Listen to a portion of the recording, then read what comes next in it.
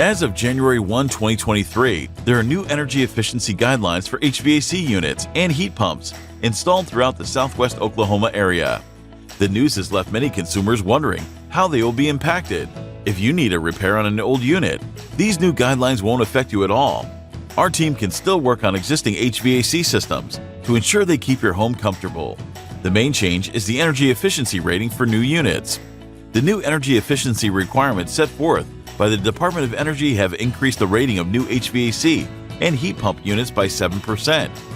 For us, this means we cannot install any new HVAC unit or heat pump that does not meet these new standards.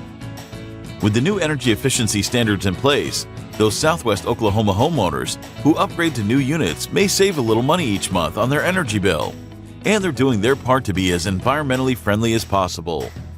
For free consultation for your HVAC unit or heat pump, Robinson Air is here to help. Call us at 580-699-5760.